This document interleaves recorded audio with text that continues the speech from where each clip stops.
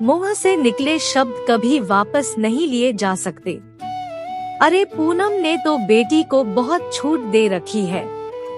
कल अपने दोस्तों के साथ पिक्चर देखने गई थी, बाहर ही खाना खाकर आई थी। पूरी तरह से हाथ से निकल गई है लड़की।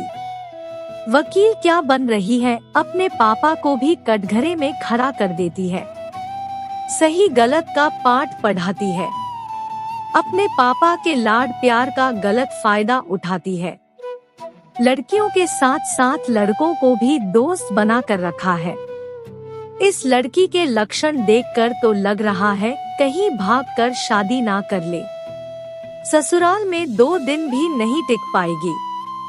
शारदा जी अपनी बेटी काजल से फोन पर अपनी पोती आरोही की शिकायत कर रही थी। पूनम अपनी सास के कमरे में चाय देने गई थी, लेकिन अंदर से आ रही आवाज सुनकर स्तब्ध रह गई। दरवाजे के बाहर ही खड़ी हो गई। जो बातें उसकी सास अपनी बेटी से कह रही थी वह बहुत दिल दुखाने वाली थी। सास शारदा जी अपने धुन में बात की जा रही थी। उन्हें एहसास ही नहीं था कि उनके द्वारा कही जाने वाली बातें पूनम ने सुन ली थी। माँ जी, यह आपकी चाय और यह किस तरह की भाषा का इस्तेमाल कर रही थी? आप अपनी पोती के लिए क्यों नाम बदनाम कर रही है? आप मेरी बच्ची का क्या बिगाड़ा है उसने आपका? आज भी हमारे समाज में लड़की का नाम गलत तरह से उछाला जाए तो आने वाली पीढ़ी भी उसे याद रखती है। वह ऐसा कलंक बन जाती है जिसे मिटाना मुश्किल होता है। आपकी जानकारी में तो था कि आरोही ने अपने पापा से पूछकर दोस्तों के साथ बाहर जाने का प्रोग्राम बनाया था।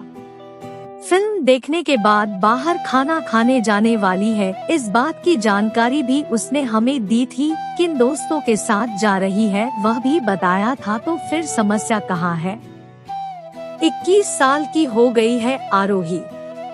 परीक्षा खत्म होने पर पार्टी करने में क्या बुराई है? वह भी ऐसी वैसी नहीं, अच्छी फिल्म 83 देखने गई थी।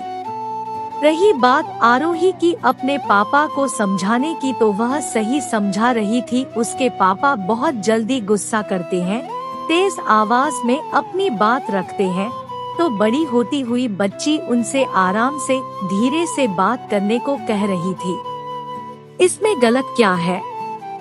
वह सही गलत में फर्क समझती है, अपना पक्ष रखने की हिम्मत रखती है, तो इसमें गलत क्या है? क्यों आप बच्ची का नाम बदनाम कर रही हैं? आपके कहने पर आपका हर काम कर देती है। चाहे मोबाइल का रिचार्ज करना हो, आपका शुगर लेवल चेक करना हो, चाहे दवाइयाँ मंगवानी हो, बिना ना नू करके तुरंत कर देती है हर काम। पूनम ने कहा, अरे वह तो मुझे उसकी फिक्र लगी रहती है ना, इसलिए कह रही थी। शारदा जी ने जरा धीरे से बोला। शारदा जी को हमेशा घर के चिराग पोते की चाहत थी, पर हो गई घर में पोती। बेटी होने के बाद बहू को दोबारा माँ बनने का सौभाग्य नहीं मिल सका, इसलिए शारदा जी के दिल के तार बहू और पोती से नहीं जुड़ पाए। अपनी बहू और पोती की कमियां गिनाने में, उनकी बुराई करने में उनको अजीब सी खुशी मिलती। आप एक की 2 लगाकर दीदी से कह रही थी। वह इस बात पर नमक मिर्ची लगाकर ना जाने किससे किससे कहेंगी। अच्छा, क्या आप पेपर पर लिख कर दे सकती हैं कि आपने आरोही के बारे में जो जो बातें कही वह बस उसकी भलाई के लिए कह रही थी?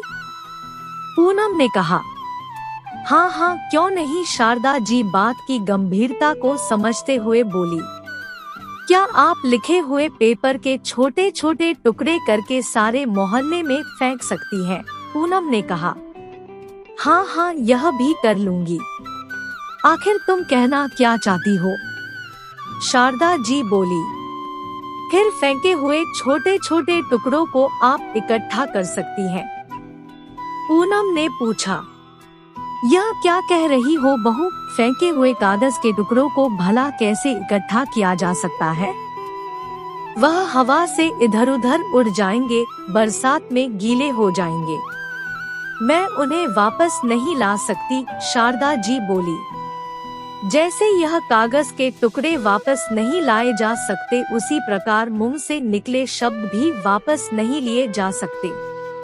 आपके कहे गए शब्दों से कितने लोग बच्ची के बारे में गलत धारणा बना सकते हैं, आपने सोचा है? हमें तो किसी के भी बारे में बुरा बोलने से पहले 2 बार सोचना चाहिए। फिर आरोही तो आपकी पोती है, पूनम ने उदास होते हुए बोला। शारदा जी चुपचाप अपनी बहू की कड़वी बातें सुनती रह गई, क्योंकि वह जान गई थी कि इस बार उनकी बहू के एक एक शब्द में सच्चाई है। दोस्तों, आगे बढ़ाया हुआ कदम तो पीछे लिया जा सकता है, लेकिन मुंह से निकले शब्द कभी वापस नहीं लिए जा सकते, इसलिए किसी के बारे में अफवाह ना फैलाएं। आपको ये रचना कैसी लगी? अपने अनुभव और विचार कमेंट द्वारा मेरे साथ साझा करें। कहानी को सीख समझकर पढ़ें और शेयर करें। कृपया कहानी को अन्यथा ना ले। बहुत बहुत आभार। और मेरे YouTube चैनल को भी सब्सक्राइब जरूर करें।